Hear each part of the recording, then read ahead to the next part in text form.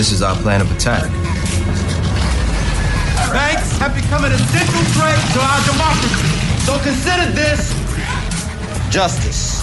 Thank you for listening to Revolution Radio, freedomslips.com, the #1 listener-supported radio station on the internet. Whatever you do, please help support this station so this battle can continue forward.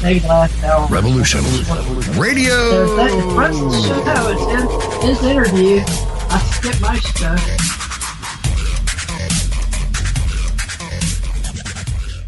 It happens more often than we can imagine. In my case, I was sitting at home, and out of nowhere, I just started feeling uncomfortable.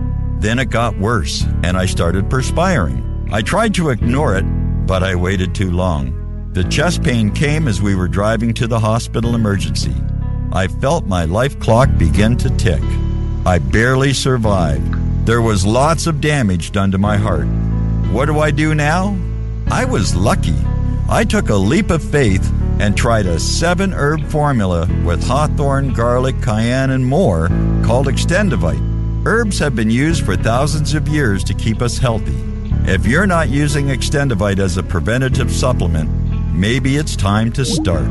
To order, call 1-877-928-8822 or visit heartdrop.com. Extend your life with Extendivite. The opinions expressed on this radio station, its programs, and its website by the hosts, guests, and call-in listeners or chatters are solely the opinions of the original source who expressed them. They do not necessarily represent the opinions of Revolution Radio and freedomslips.com, its staff, or affiliates. You're listening to Revolution Radio, freedomslips.com, 100% listener-supported radio, and now we return you to your host.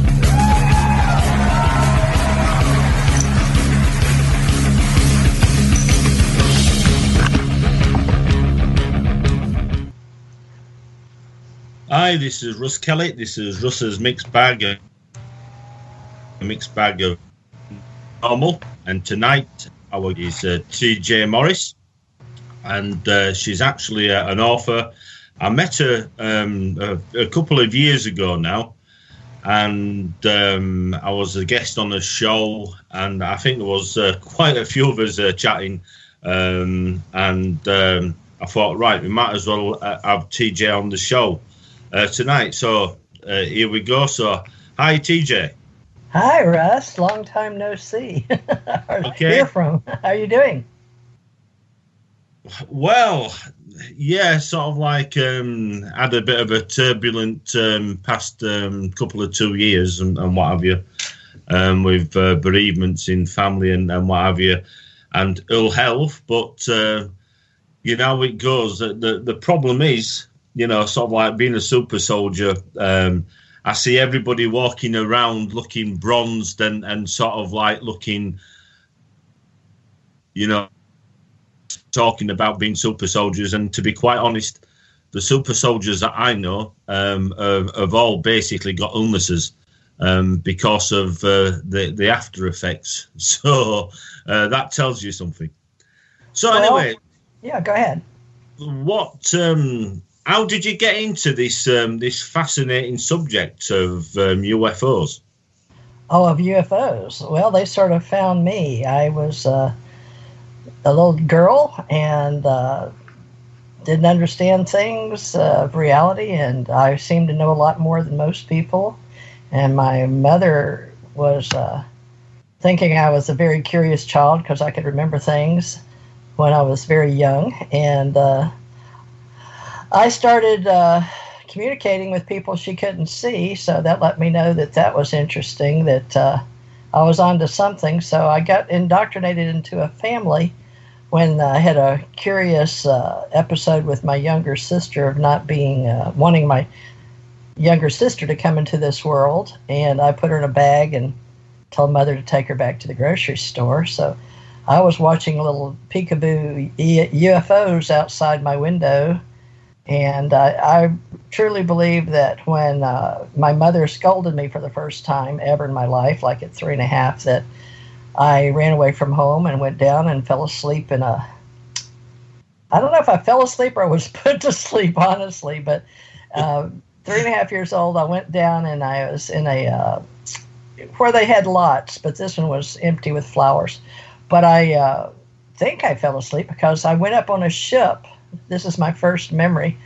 And this family told me I had to go back down, and it was my first emotional episode. So I've learned a lot since then about emotions, why we're here on the planet, or at least why I'm on the planet. And so I became one of those storytellers and had a couple of near-death experiences out of body and learned a lot of things. And bilocation's the big key word for me. And I believe it was for you and me too, because I've had so many experiences in past lives that it all came together for me. It doesn't make a lot of sense to most people unless they've had their own personal experiences, which you are one of those. That's why I had you on my show years ago. So I don't know. I could keep going. It just depends. Do you want me to tell my story, or do you want me to? What would you like? Yeah, that's why you're on. That's why you're the guest on the show. Awesome. Okay. Well, starting at that young age, going up on we don't know what they are when we're kids. I've thought of it like I'd seen airplanes, but this one didn't have wings or propellers. And back when I was a kid in the 50s, early 50s, so I was born 12/26/51, and I had my first view of watching little ships zoom in and out of clouds. So I became a sky watcher and a cloud watcher. I remember from the crib with my little sister. I took her bottle away, and mother came to see what her problem was. I hated naps. So the first time, I guess, she was born, I figured this out recently because Janet Carolesson has me writing a book about my reality. And so I was born 12/26/51. She was born October 18th, 1954. So she's about Janet's age. Janet was born February 6/54. So that was my indoctrination, was watching them peekaboo, what I call peekaboo, in and out of clouds. So I would watch the sky.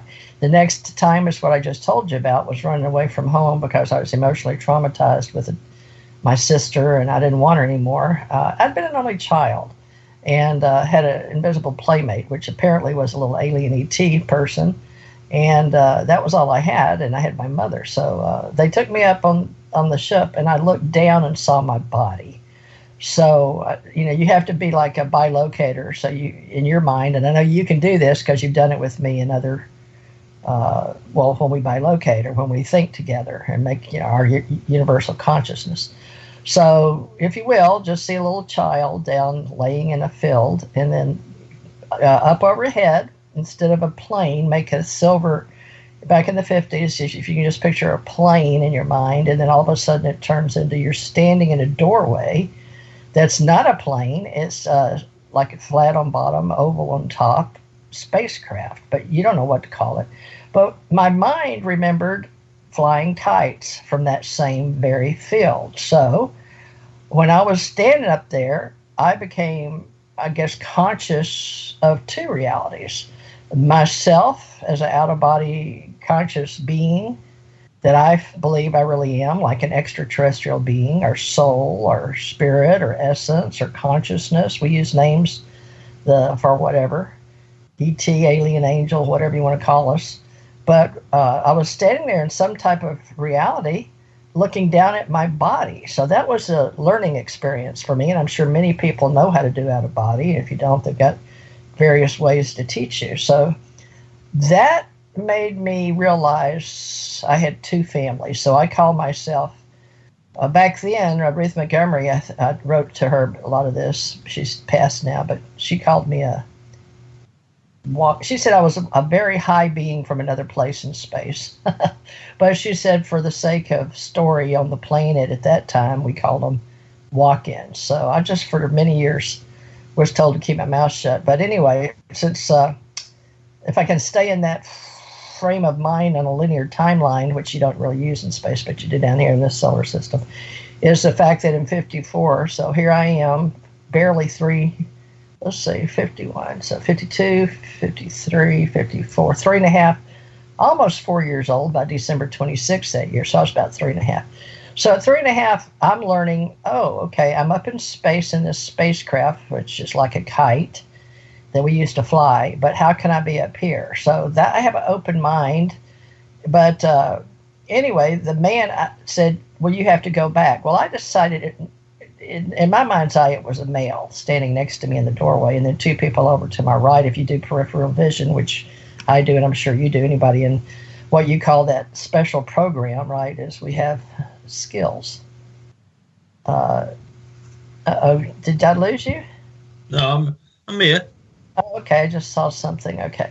So are you able to follow me? Because, this is really the first time, to be honest with you, I'm telling this story in depth, Russ. So this is a test. Oh, so yeah. I think, are you able to follow me? I understand very well. Yeah.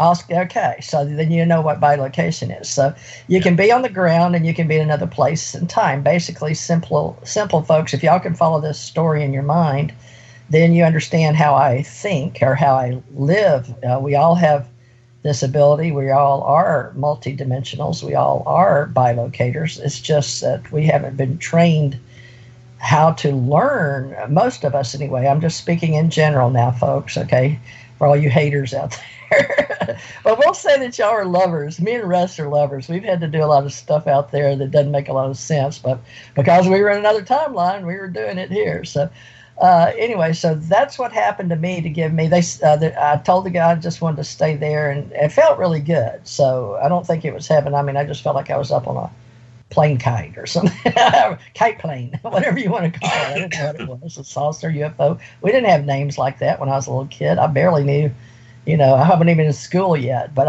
I knew that I'd met a little extraterrestrial guy teaching me things. So to me, I thought it had something to do with him. And I do now, but back then I just, I was just being me. So I thought that was normal. Anyway, he said, no, you got to go back down. You'll be fine. And that's your Earth family, and we'll come visit you someday. So I was back in my little body, and then all of a sudden my mother had, I guess, missed me. She had the baby, so she couldn't go out, looking for me. And I guess I'd slept out the front door or something while she was in the kitchen. But she'd hurt my feelings and scolded me. I mean, it was due. I don't remember her slapping me or spanking me for bringing the baby in a brown bag to her, but you can imagine how traumatized she was. So apparently I ran away from home like the Wizard of Oz. I ran away from home. So anyway, she didn't drive, and she had my little sister, so she called my grandmother at work, and she worked at Ole Meth's and Brown Paper Mill at that time. And she didn't drive because she'd fallen off of a sideboard of an old car back in the day in Clarks, Louisiana. This was all in Monroe, Louisiana, where I was born. And anyway, she called my grandmother. My grandmother didn't drive, so she had to call her sister, believe it or not, Aunt Vella, Vella, Vella Henry. She's married to Rufus Henry. These are real Southern names now. Rufus, Rufus Henry. And they come and get my grandmother at work and bring her to come find the lost child. And as the luck would have it, about the time they pull up, it's probably 4:30 or 5 o'clock in the evening. But I remember the sun out. I remember this like it's yesterday because my mind works in pictures and videos like most of us and in color. So they found me there, and my grandmother, I happened to pop my head above the flowers, so I'm thinking it may be April or May because we had little flowers, dandelions. We had those yellow little flowers, what were those called? Doesn't matter. Anyway, so I pop my head up, and she sees me, and I stand out and yell at her because I love my grandmother so much. I called her Sissy because my sister, I didn't have a sister. Well, I had the baby, but I'd hated her. So my grandmother, I called her Sissy. And the reason is a friend of mine had a sister, and I wanted a sister. So she said I could call her Sissy. So she came, and I had little jeans on and little Mary Jane shoes. But she came over and she said, oh, my gosh, your mother's been worried. What are you doing? And I was like, and I pointed up to the sky. I was flying, and she was like, what? And I was like, up there in the clouds, and like a kite, flying. And she was like, oh, what are you talking? She's like, well, don't tell your mother that. She's worried sick about you. And so she came over, and I saw my aunt. It was just a little block or yard away, 2 yards, the Wilhites and the Baldwins. And it brought me back, and my uncle picked me up. And I tried to tell him I was flying, and they looked at it and said, what's wrong with her? And she says, she fell asleep, and she thinks she's having a dream. So that's how that got slid under the rug, so they took me into Mother. And then that was my big introduction to, watching how the peekaboo UFOs play with children and tell them, look, you got 2 families. And, you're going to go back and do your thing. So I didn't have any trouble till I was about a teenage. Well, no, in second grade, I have an out-of-body near-death experience. They don't know why I got hepatitis in the second grade. We'd moved from that house. Mother was building a new house over in West Monroe. Her father had died and left her some money, so they built a brick home. This was a little 2-bedroom, 1-bath house in a little subdivision in Monroe, a few blocks over from where my grandmother had a house in the Air Force. So anyway, it's all about moving up in the world, and my mother got a job where my grandmother worked at Ola Meths and paper mill. And so my aunt was taking care of me, but I got a hepatitis, which nobody knows how, some illness.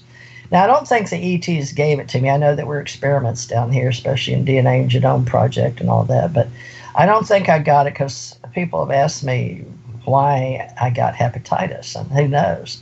But nobody in the city or the hospital could figure it out. I was like the only case at that time in the second grade. It took me 2 or 3 months to turn yellow and my eyes get sick. And so what happened is they didn't know how I got it. There was a big search and made something in the newspaper. I remember it was a big deal. But I got so sick I couldn't eat, drink, sleep. I was miserable. They kept me in the hospital for several months. But in order to save my life from hepatitis A, it's an infectious disease, they brought a machine up from New Orleans, Louisiana, which now in today's time, back in the 50s, I don't think it was that common. But this must have been 1950. I was born 12, 26, 51, 52, 53, 54, 55, 56, 57. I'd have been 6. I started at 5. So 5 and 6 was the first. So 6 to 7. So I must have just turned 7 in that December. So the last 2 sets of 8 weeks, I guess, I didn't, they had to bring my school records to me to pass. And this machine apparently was a Dallas type machine, or cleaned your blood. I just remember I was asking questions even then, even though I was relatively dead. You can imagine a kid I couldn't do anything. My poop was white, my skin was yellow, my eyes were yellow, and had no energy. I remember being, oh my God, out of my mind, basically. I was just out of it. But when they put that machine and they cleaned my blood at that time, that was like a chance that it may help me. Apparently it did, but during the process, I apparently died or left because our least close to it had an out-of-body experience, went up over my head in this hospital. And I saw 2 angels, is what I call them, extraterrestrials and without wings. But I saw 2 people, and they told me once again, I was gonna stay again. So apparently, I was really. You got to remember, I was already used to having another family, so I just thought they came for me. But I remember wanting to go again, but they said no, you got to stay. So to me, between these beings that keep you on the planet and those that want to take you away or work with you, they're all the same. But anyway, they were going to take. It was a miracle I lived, blah, blah, blah, all that stuff. And the Catholic lady nuns had told the preacher about me and that I'd seen these beings, and got to be a big deal with the Catholics at that time. And they were talking about Italy and taking me to Italy and all of that. And my mother would have to go. They were worried about losing their jobs, and my grandmother. And it's sort of like one of those miracle things. The kid lives and talks on the other side. But this is, you got to remember, 50. What did I say? 50s. I was 7, so 57, 58. So I guess those things weren't that common, but they were trying to figure out if I was some kind of miracle kid or something. They didn't know about my earlier thoughts or deeds with my mother. But anyway, I told them my mother and my grandmother they weren't Catholic. They were Protestant, and they didn't want me to go or to deal with the Catholic Church and all that. So St. Francis Hospital is where it was. That's the same place I was born. So they just told me, well, just tell them that they had wings. And that basically it was a little white lie. And I told them they had wings and all that. And they got to be, okay, well, she just dreamed or imagined, blah, blah, blah. So again, got out of that. Like dreams are wings, so they knew theirs didn't have wings. That was an artist's rendition, so to speak. And and all the way through the arts that we've put wings on them through. And I've seen those over at the Louvre and things in Europe, when I went and saw the way the Catholic Church did our angels, things like that, that it was a way to And I still believe that. I believe that beings look just like us, regardless of their level of existence. So they don't have to have wings. It's just a way we use an entertainment art form. But anyway, so they didn't have wings. So there you go. That's one time. Now, that's the second grade. Now, the next year, Russ, is when it starts getting really UFO-like. Because I've already seen them when I was in the crib. I've seen them, at least what I thought, at a plane kite. Can I just interrupt you there? Because, you know, earlier, when you was talking about, having this this illness and, wondering whether, you'd pick something up maybe from the aliens and what have you, like this hepatitis. Do you know something? Because I started studying this subject and meeting people, and what I have got is a good understanding now of this whole subject. And one of the things what I'm coming across is that quite a number of abductees that have, that obviously have met aliens being taken, have got some kind of after effect, an illness. I have something called ME. It's also known as fibromyalgia and chronic fatigue syndrome. And I've been talking to people a number of years talking about this with, it is...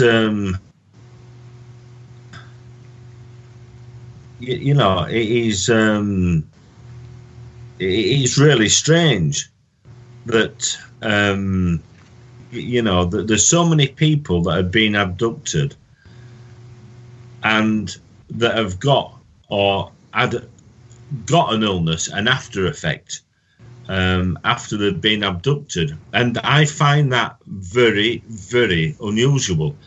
In fact, it's more than unusual. It's frightening and alarming, because of the number of people that are telling me that they have an illness and they never had it before they was abducted. So it's just something, it's just something I thought I would tell you, share with you. Oh, okay. Well, food for thought, because I guess anything's possible. So, we'll leave that up to the listeners as to which way they go with my story. All I can do is share how I can remember it, and that's why we're going to write a book about it as well. But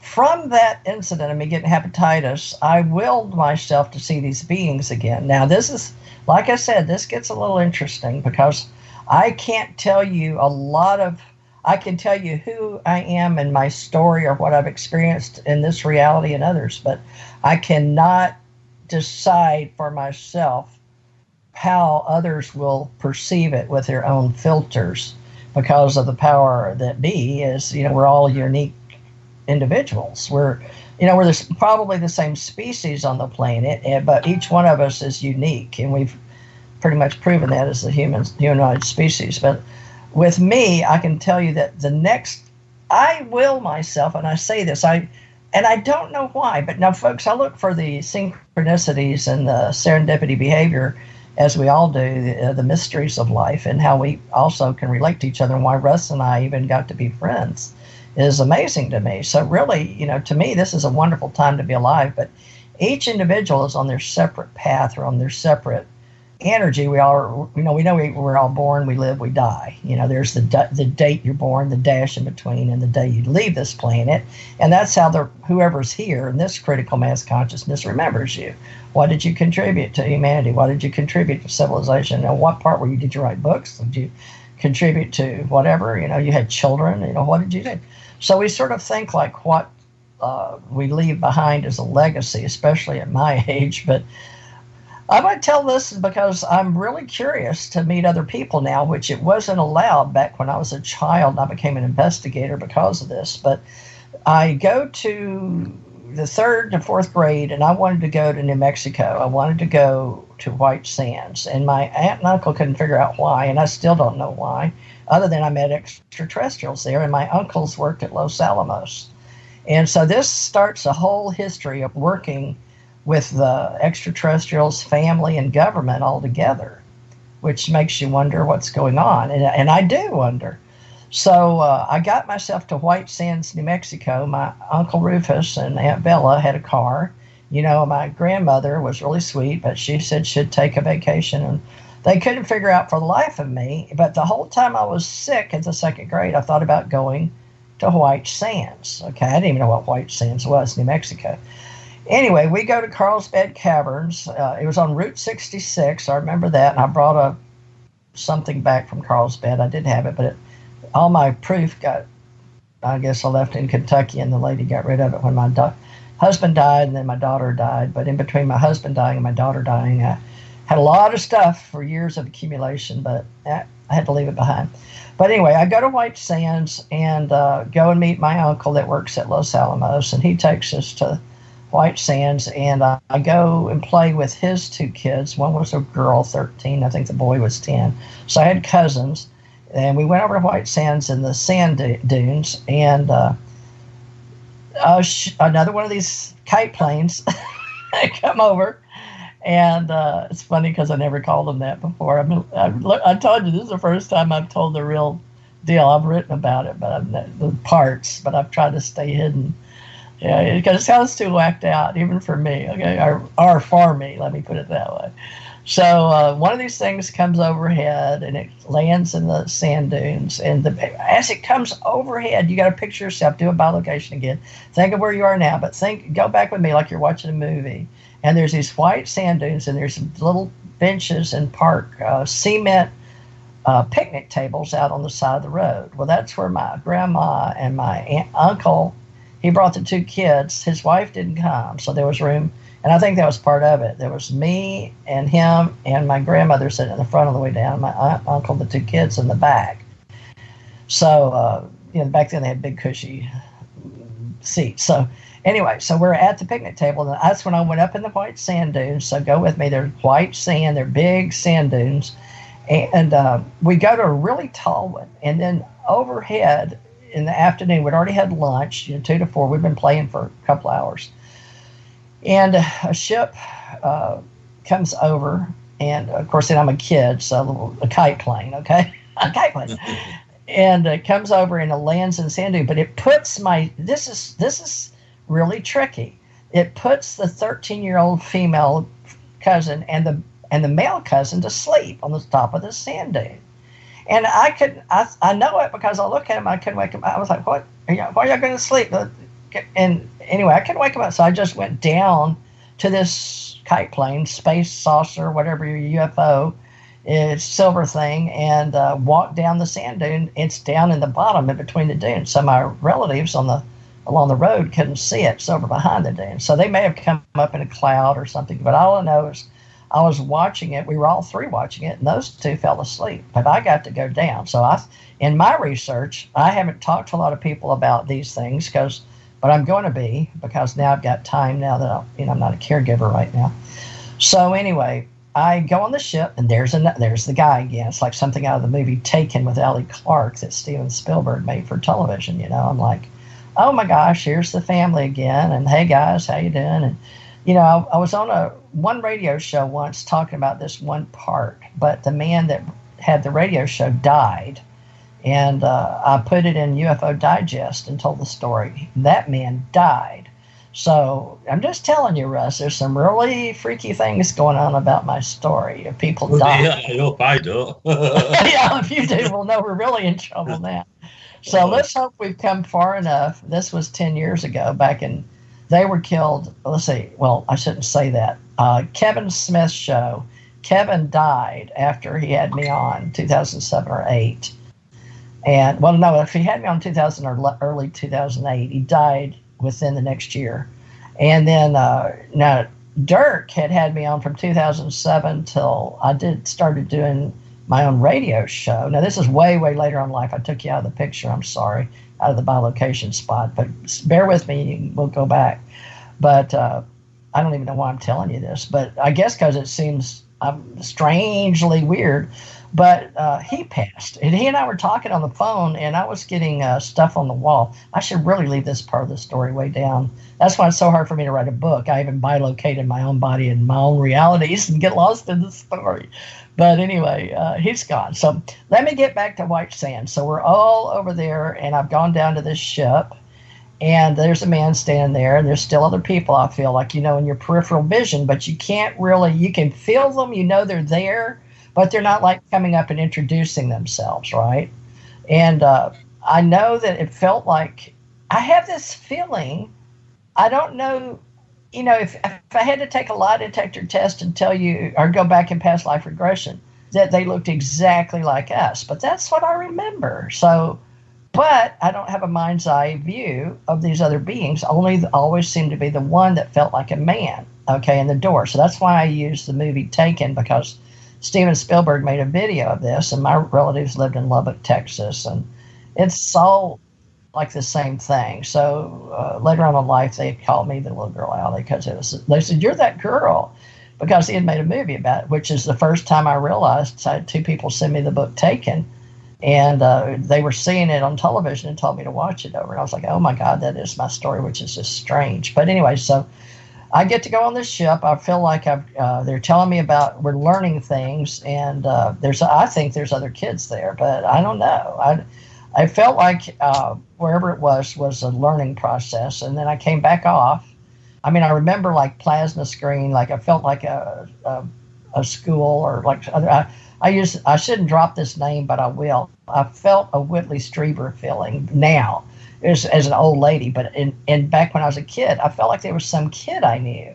And I remember a blonde-headed older kid, and I swear to God, I don't know if it was Whitley Strieber or not when he was a young boy, but just because I saw his face and I thought I knew him, which I hear that's deja vu kind of stuff anyway.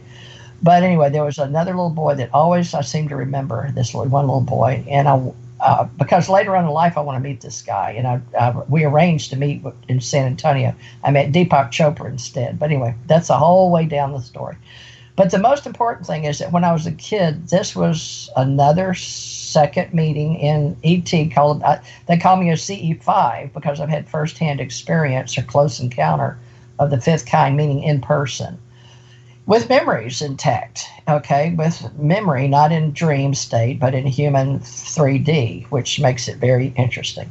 So anyway, I still get this feeling of family. I feel like I'm using ESP again. There's thoughts are being put in my head. I'm being shown about learning. And I come off the ship, go back up. The kids wake up. My relatives are climbing up the hills, yelling for us. My grandmother, and she didn't need to be walking up there. She must have been in her 50s by then. And I remember she had mid-pants on, and she was up to her middle calves in white sand.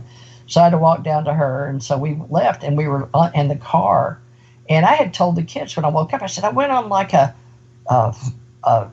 this plane thing, but it didn't have wings or anything. They said, oh, did you get picked up or something? And they knew about it, the 13-year-old girl.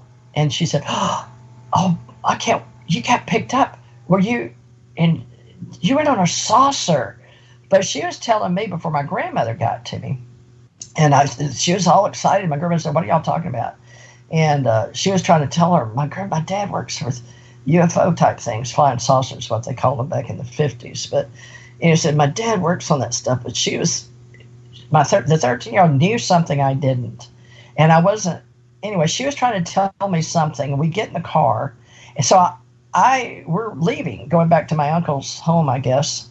And she and I are trying to talk about it in the back. And this time it's me, her, the three kids, and my grandmother sat this time in the back. So my aunt and uncle could sit in the front, which is only fair, I guess. But I remember I never, ever got spanked or slapped or anything, ever, by my grandmother. But this is one of those times where she grabbed my leg and told me, shh, because the man, the little girl, the 13-year-old, was trying to tell her dad from the back seat to the front that, Jan, I was called Jan then, Jan, because Theresa Jeanette Thurmond, but my relatives called me Jan because my mother was called Theresa, which was my first name. I was named after Mother Teresa. So Jan, Jan. So Jan was, she told us she we were asleep, but she got taken on board a ship, and a flying saucer daddy, the kind you work on. And my uncle said, I don't know what you're talking about, blah, blah. And there got to be a big discussion between the daughter and the son arguing, yes, you do. We know, blah, blah, blah. And he's like, I've told y'all we don't talk about that. And my uncle started to ask something. He said, I can't talk about it. It's classified where I work. And that's my job. I'll lose my job. Now, I remember that, right? Because I'm remembered, okay, I've just had an experience that she knows about, I don't. And the man saying, you can't talk about it. And it got to be, my grandmother grabbed my leg and said, it's okay, just keep it to yourself. Don't talk about it, because he was getting mad. It was a continuing conversation, but, you're not involved, but it's back and forth where he's telling his kids to shut up now, and explaining to the aunt and uncle in the front and my grandmother, well, if the kids are talking about, because they were saying, what are they talking about? Because now they're like, what are the kids talking about? Like did something happen to Jan that we need to know about, kind of thing, as adults. Anyway, he got them all to shut up and quiet down. But believe me, it singed it between what happened to me and the emotions of what was going on in that car. It got to be sort of heated, which I'd never seen. Remember, I was sort of a sheltered kid, and then being sick, so everybody walked on eggshells around me most of the time anyway. But I had willed myself over there. This happens. Then it turns out that my uncle works at Los Alamos and is not allowed to talk about it. So what's that about, right?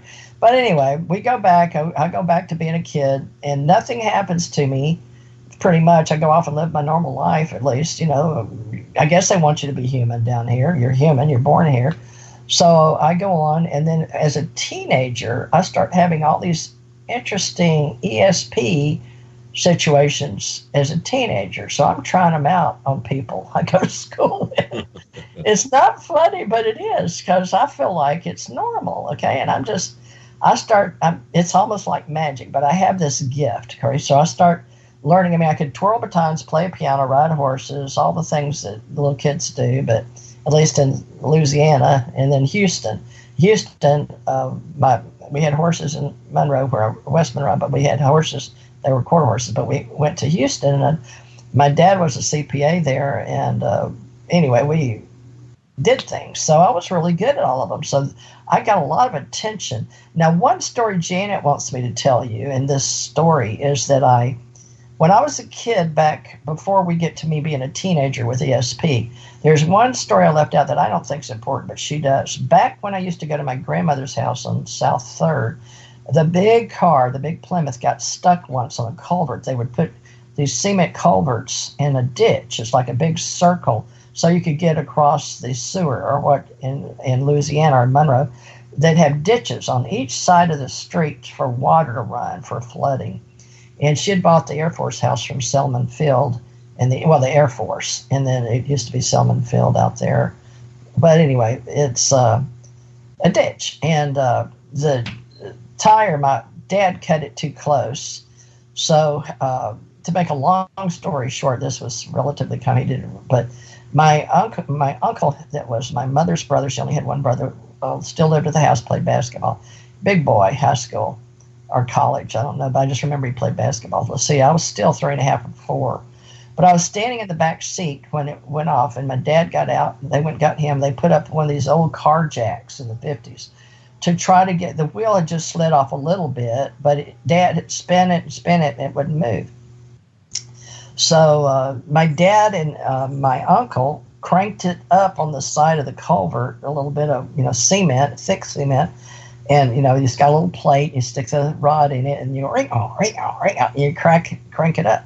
Well, that was fine, except it started pulling out from under the somehow the car got so high it fell over on my uncle and my dad in the ditch, and they fell back in the ditch, but it came down and pinned them on their chest, and they couldn't move, and they were yelling, mom, come help. And she had the baby, and she didn't know what to do. She got all panicky, and my grandmother was older, in the house, and I said, Mom, I can help. And she was yelling at me, no, what do you mean you can help? But I said, I can help, I'll do it. So I jumped, I was standing up in the seat. I got and opened the door and went around, and I picked the back of the car up. like baby. Anyway, I knew I could do it. I don't know how. I had this knowing. So I picked the car up, and my dad and uncle looked at me like, I don't, anyway, the main thing is I told my dad's like, no, get back in the car. I said, I can pick it up and it'll be okay. And I did. I picked the end of the car up. They slid out, and my uncle's chest was all red and bruised from the little thing that was stuck, the handle thing or the part of the jack. And he was hurt and bruised and everything. And my dad had been laying, I don't know how, but it was like the jack, and then my uncle laying on top of my dad stuck in the ditch. It wasn't that deep of a ditch, deep enough, 12, maybe 2 feet. But anyway, so I got the car up. My uncle never loved, how can I say this?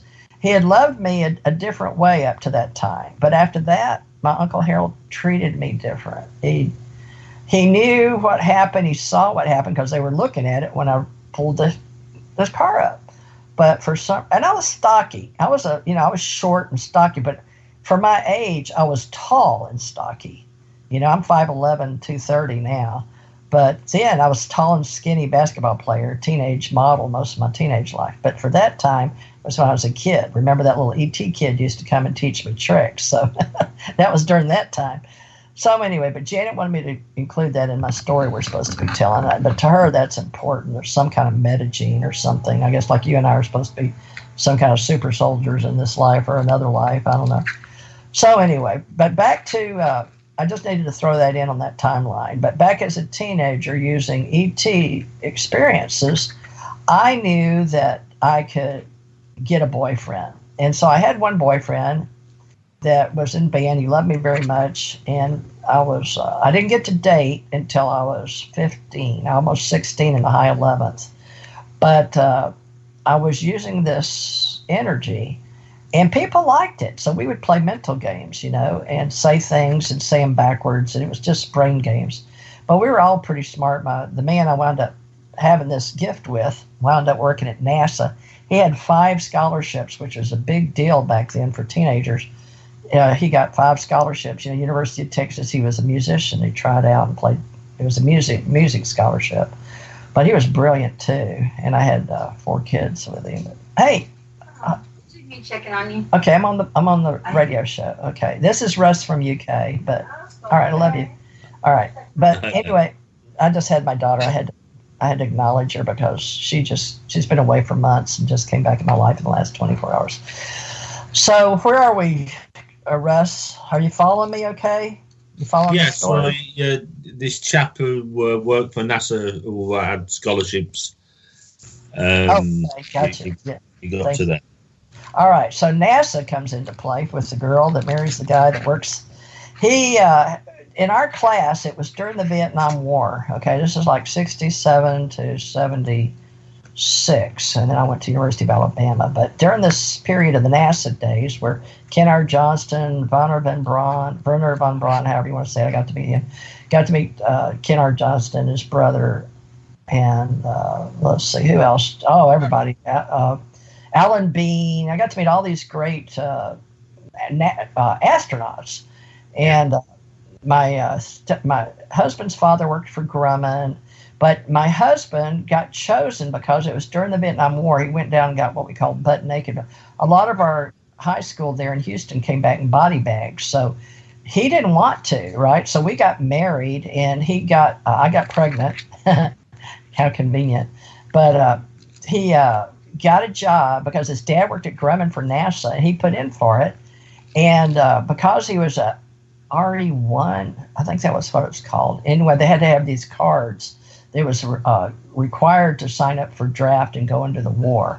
And like our friends were getting killed. And my cousin, I remember, would send me letters from Hamburger Hill over in Vietnam. They quit the letters after that happened. They wouldn't let him, something really traumatic happened over there, and they wouldn't let him write to me anymore. But up to that, well, before this year, he was able to write to me as a teenager while I was in high school. That was Bruce Smith.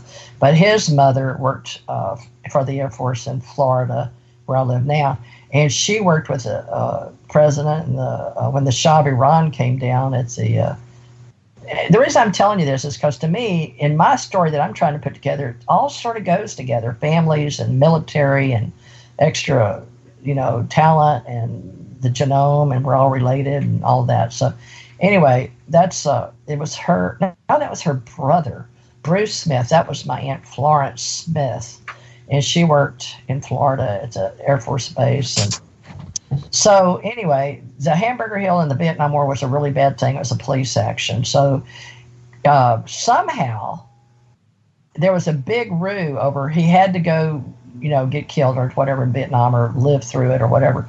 But somehow divine intervention, I would like to say some of my ESP or whatever, I don't know, or my ET people. But anyway, my husband got clearance. I got clearance. We both had to have paper done for him to work at NASA, and it got approved because we're teenagers. And I had just been recruited into the United States government through Yvonne McCutcheon's. The man, while I was doing this ESP stuff, this man in black, the smoker guy, that's in the X-Files, right? He came to see me and my high school friend. These were the men in black. And we were downtown in our senior year, or 11th, 12th grade. He went to see James, or maybe it was 65. I think it was 1965. So we must have been dating 65, 67. Anyway, whenever one of the James Bond movies came out, we went to see it. And I don't know if it was Goldfinger or one, because if they came out, we went to see them. But everybody was leaving as a teenager, and I've got these extra ESP things going on, trying them out with kids. I think it's cool. I can twirl batons, twirl fire batons, twirl machetes at the football games. Ooh, look at her. She's really unique, So I had that going on, and men in government would come and watch me. And one asked me one time, how would you like to work for the government? So I said, sure, that'd be fun, blah, blah, blah. I didn't know what I didn't know what I was agreeing to. I just knew all my friends worked at NASA, or their dads did. So and I was a big twirler for the high school in the 10th and 11th grade. So it was during those times that we went to see a movie. And the man, now why people say, why is this important? Well, because I'm trying to put my own story together now that I'm the lady telling the story at 67. And looking back, because I wound up writing stories, but I never told the truth. I just made fiction stories and a little bit of truth based on truth. So here we go. My husband and I go to a movie. All the people are leaving. It's over. And all of a sudden, you just know things are different, okay? You could tell me you'd remember it because it's just uniquely different. Of course, I already know I'm different. I got 2 families. So, I'm like an ET living on Earth, but I was born here. So, I've got this thing going on in my mind, but I can't tell anybody. It's a secret. So I was sort of leading on with my boyfriend because I loved him very much, and we were having sex. But I told him what was going on with me, and he would say, man, I've had sex. And he had sex. He was 2 years older than me, but he's like, this is awesome. What do you do? It's like you get into my mind. This sex is, So, he was a boy. I was a teenager. I was a girl. So it was sort of cool. But these people toned in, I guess, I don't know if it's from me twirling batons or my husband putting it at NASA. I don't know how it all goes together, but it seems like we were in high school before we went to NASA. But when we went to see this show, some men came from, everybody's leaving. We get out of our seats, out of the aisle where we were sitting. We were sitting on the right hand. So there's the people, and you can envision this, folks. A lot of people down the middle aisle. It's packed. And there's a small group on the left side and a small group on the right side. It was like the Windsor Theater or something in Houston, Westheimer area or something.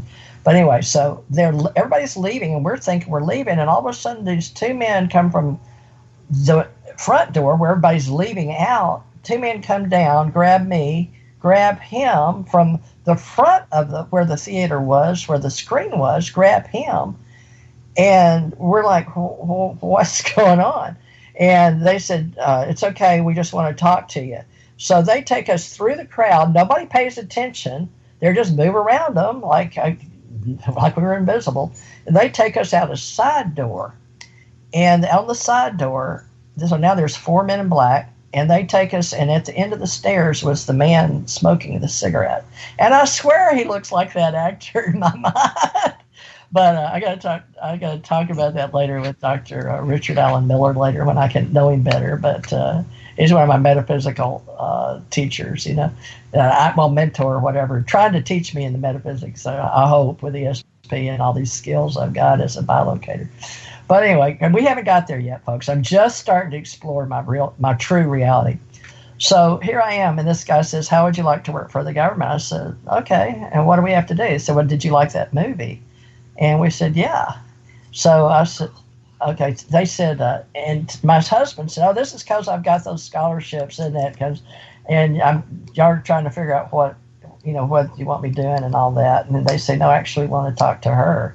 Oh, I remember him getting so pissed because they didn't even, I mean, they were directing their questions to me, and they were talking to him too, but not as much. He was standing there listening, but they were directing this man at the bottom of the stairs smoking the cigarette was directing his questions to me. And I said, well, what will I have to do? He said, well, did you like what was in the movie? I said, yeah. And they said, well, how would you like to be an agent like that? I was like the girl, because I'm a dumbass girl. Back then, girls didn't do that kind of stuff.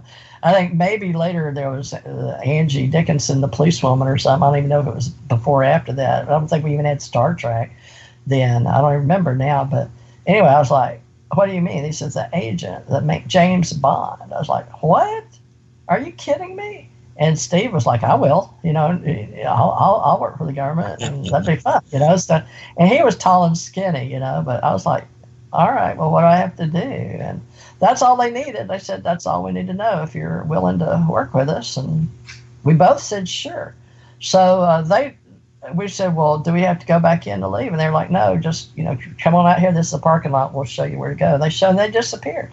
But I said, well, when will I know? They said, you'll hear back from us. Don't worry. I was like, okay. And so Steve and I talked on the way home, like, do you believe that was real? I was like, well, why wouldn't it be? I said, I've had a guy talk to me, at the football games. And so I guess they recruit people, And so I said, I've already filled out that paperwork, so you filled out the paperwork. So maybe it's all about that. Maybe they're trying to figure out where to put us. So we didn't talk much about it. And then he gets the job with NASA, even though he was fixing to go get killed or whatever in Vietnam, that RE1 card, going down and getting butt naked at MEPS, Military Enlisted Processing Service or Centers, MEPS, anyway, MEPF is what we called it in high school. And so he gets out of that. He was getting ready to be shipped with a bunch of other guys. I remember the number 16 of them from that era, and he was scared to death because he went down and he said we had to get naked and do all this stuff. Of course, I learned later because I go through the same thing, but I got my underwear and bra and walked like a duck on the floor. You have to grab the back of your feet and walk like a duck on the floor, bounce around for a long time, which is weird, I guess, to see if you can do it, ambidextrous, whatever. But we talked about that, and then he gets the job, and he becomes the NASA guy over the typing pool for the Apollo missions and gets to hear them talk about UFOs, which is sort of, now, I don't know, they said bogey 12 o'clock high, but I got to hear the transmission as a young teenage girl married to the guy, Stephen Lee Parrish, that's talking because the astronauts had, everything was recorded. So he had he got hired by Chris Kraft himself. I remember that name because back in the day we had boats. I don't know if they were Chris Kraft boats or not, but it seemed to be. But for some reason, that name has stuck with me, Chris Kraft. Anyway, because it was so traumatic that he was going to get killed. So this man, it had to be signed by Chris Kraft himself. That was the story with the Grumman men and NASA and how Steve got to be a real NASA employee so young with 5 scholarships. And he got out of going to the war, Vietnam War, because Chris Kraft himself signed his paperwork for NASA. It's a big deal. So he got to be a young guy that was a supervisor, okay? Now, remember, he's like 18 or 19 years old, right out of high school. And he's over the freaking typing pool at NASA. And this is true, folks. You can't make this stuff up. So anyway, he gets real known. He stays in the government and does all these government jobs and in and out of the country and out and around the world. And I go into the Navy. I go into the military. And then I've flown to Washington and I joined in 1967, and then I had kids, so I had to wait until a rehire. But in 1974, I was having my 4th daughter, and I died again.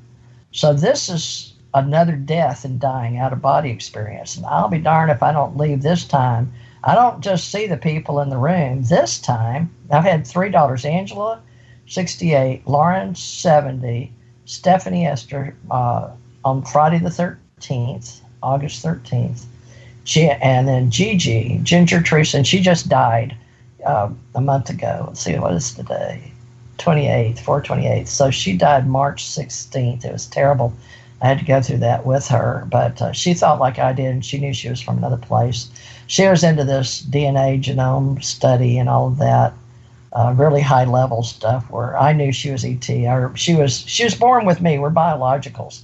Anyway, that's a whole nother story. But that should take a whole book, because what all she had to go through for their blood, because she was other. She was O positive like me, but she had other genes. Anyway, are we about at the top of the hour? Do we need to go, Russ? Yeah, we've just got a couple of minutes.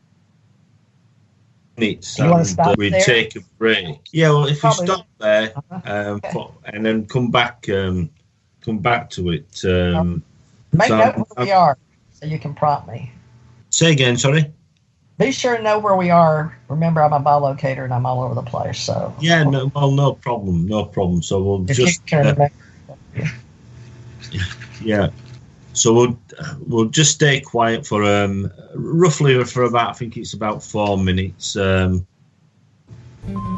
coming up shortly, and there'll be an advertisement. For some reason, Skype now, you could actually hear the introduction of. Oops, that's my phone. Can you hear me? Yeah. Hold on, let me see. It says here, invite more people. Oh, that's Janet. Okay, hold on. 3 participants. Are you there, Janet? Is she on there with you? Or not? Is she not on there with you? Say again, sorry? Are we not on? We're not on air, right? Yeah. I was saying we've just got 2 minutes to go, and then we go to a break. But you know, the thing is, we don't talk whilst the break is while it's on, because they can hear you, if you see what I mean. So all the time to break about you'll be able to, people can hear you.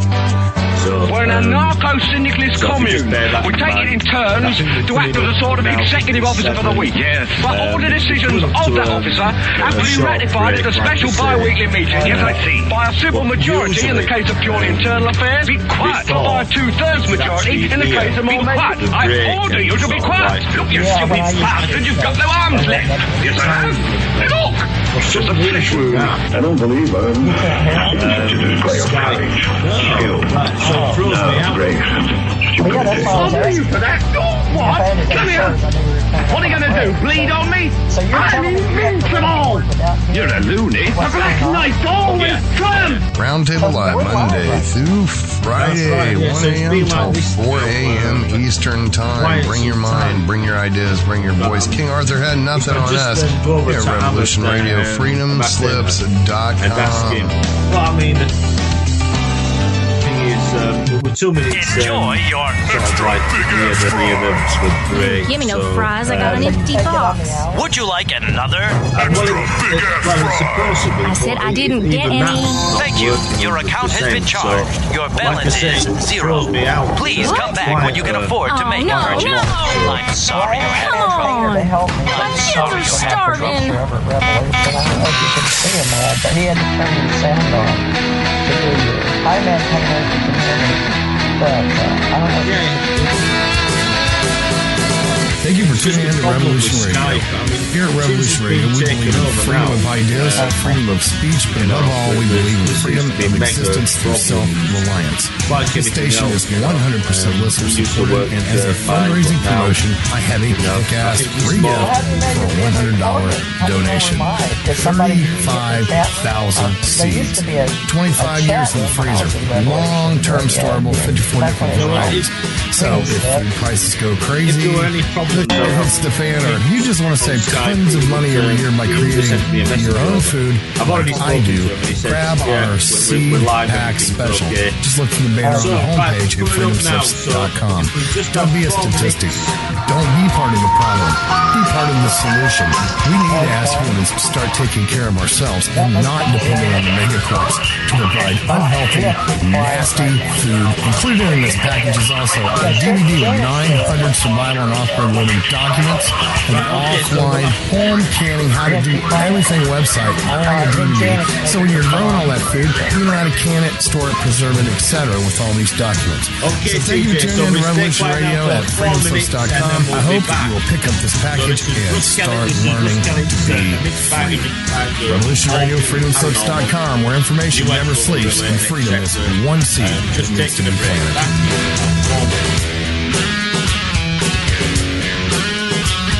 What we do in life,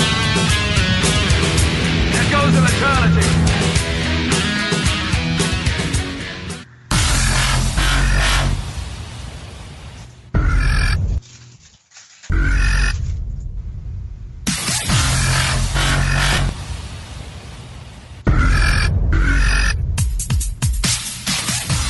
Thanks for tuning in to Revolution Radio. Here at Revolution Radio, we are listener-sponsored and commercial-free.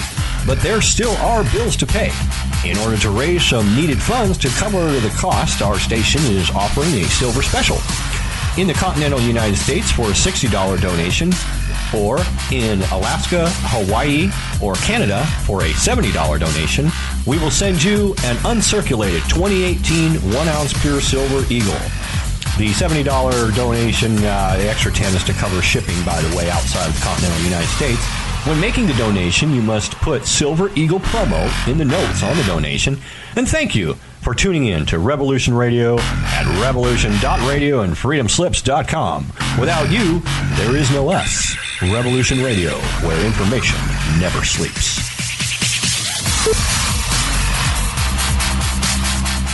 It happens more often than we can imagine. In my case, I was sitting at home, and out of nowhere, I just started feeling uncomfortable.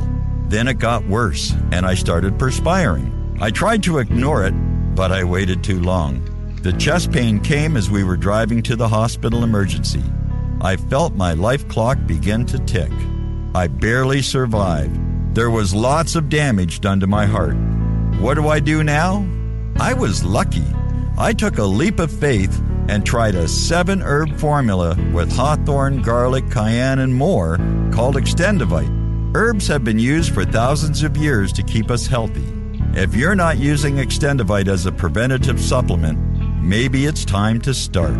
To order, call 1-877-928-8822 or visit heartdrop.com. Extend your life with Extendivite. The opinions expressed on this radio station, its programs, and its website by the hosts, guests, and call-in listeners or chatters are solely the opinions of the original source who expressed them. They do not necessarily represent the opinions of Revolution Radio and freedomslips.com, its staff, or affiliates. You're listening to Revolution Radio, freedomslips.com, 100% listener-supported radio, and now we return you to your host.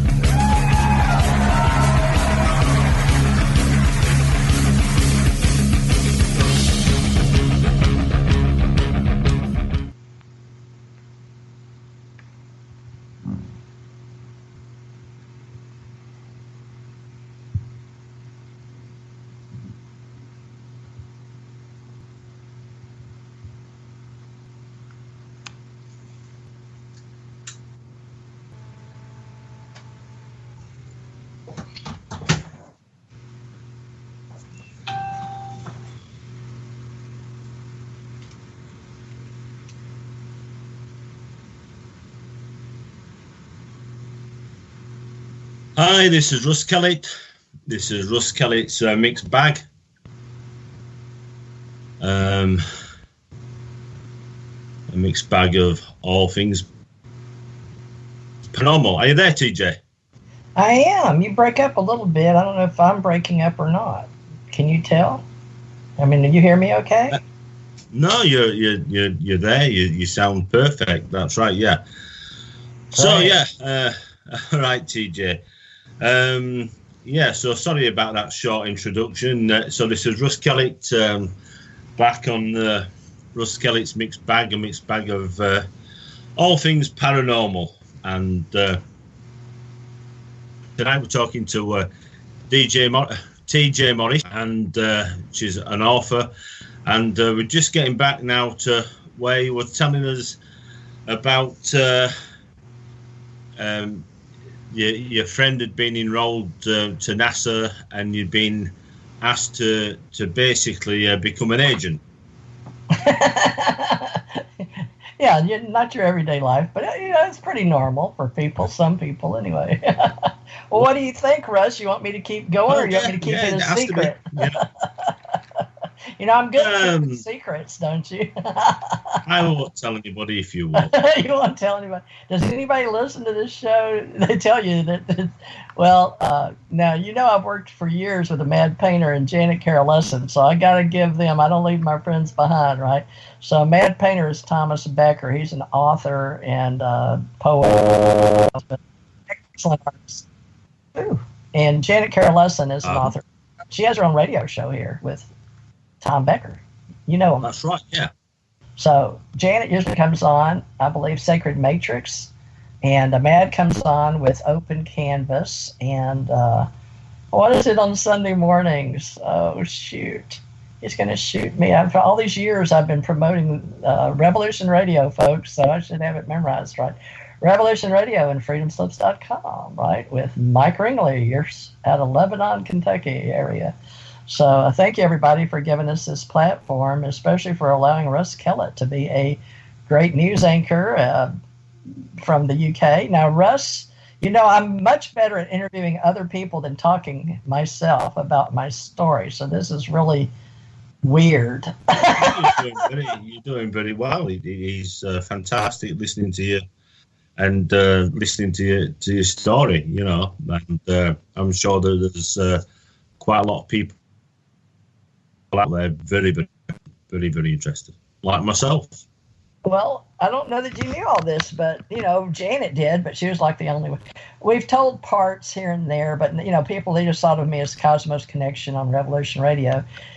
The Mad Painter stuck with me and believed in me. Bless his heart, he's a good man. But I felt like I knew him, and that's something. I don't just look at the story or the experiences I've had, but the people I've met. To me, it's all about the friends you make, the people that are in your lives, and why they cross paths with you. So, for Russ, we'll have to get back and talk about the things we've had. But do you want me to keep going with the story, or do you want? Yeah, of course. Yeah, that's the whole idea. Okay. Yeah, it's a long life. So, all right. Well, let's see. We were at NASA, and that's the whole story right there. And Ken R. Johnston and I.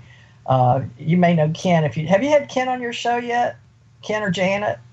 Ken R. Johnston, they're associates.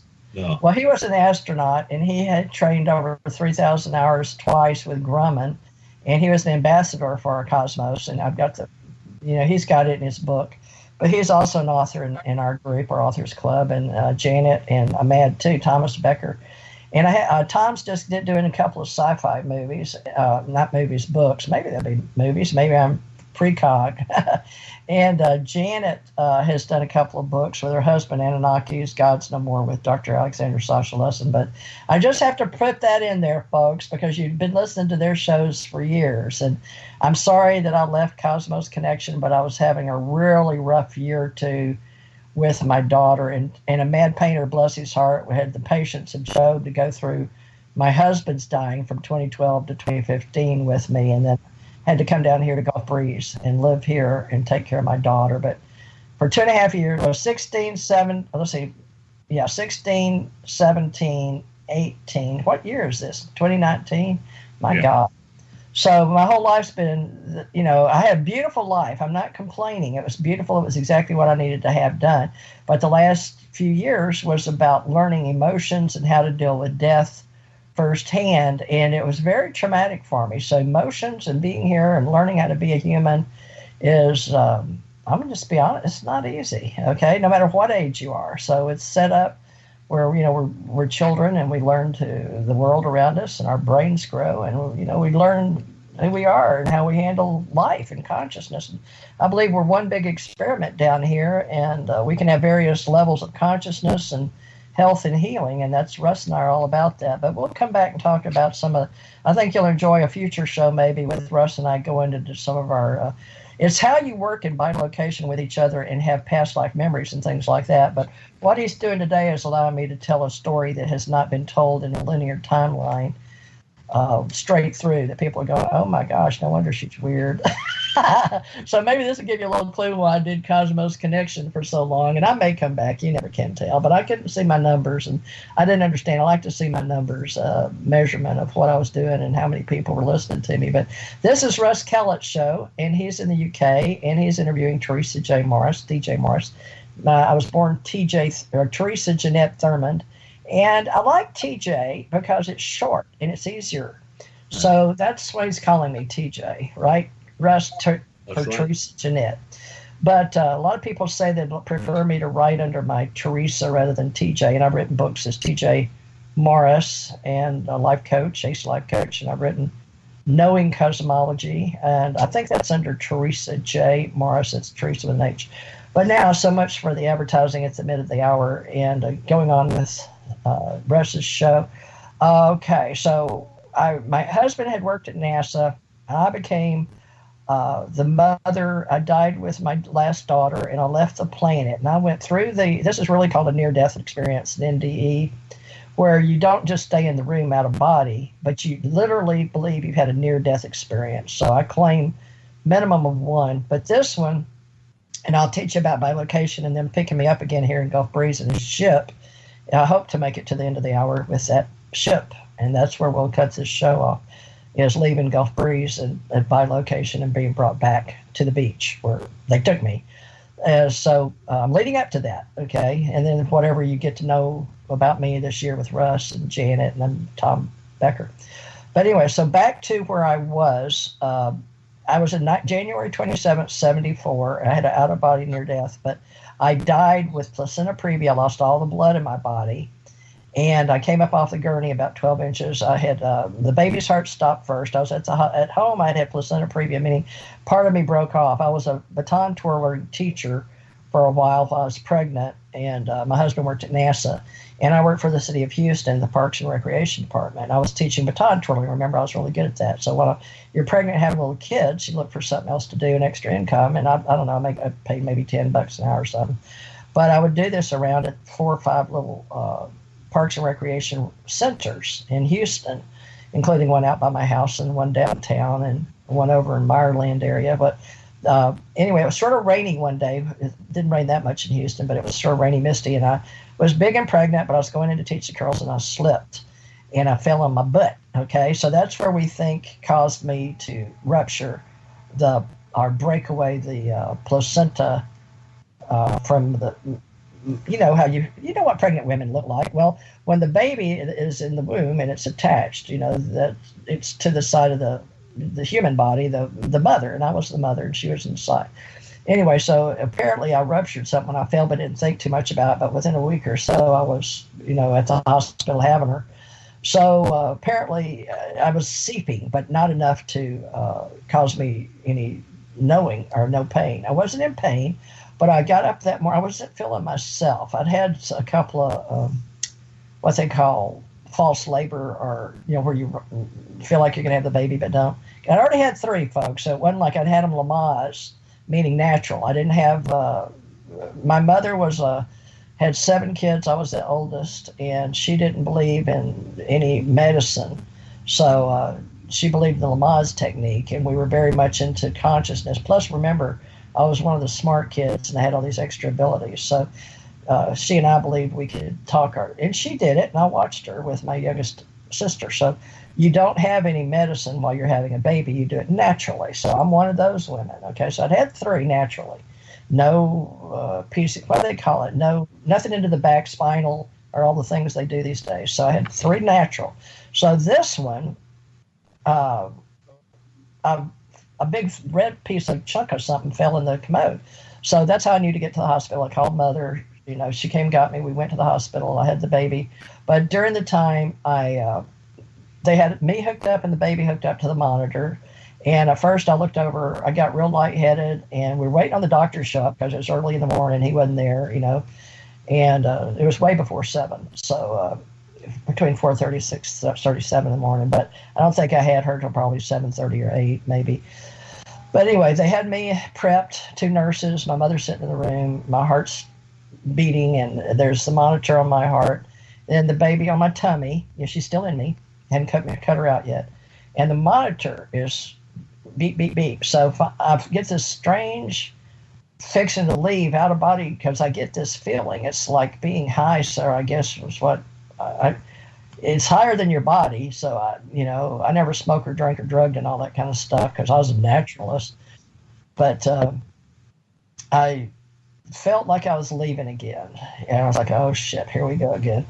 But I looked, and the baby's heart stopped. So I said, "Mom, did the baby's heart stop?" And she looked at the monitor and went, "Oh my God." And so she opened the door where the nurses were and yelled, and, "Hurry, somebody, the baby's heart stopped."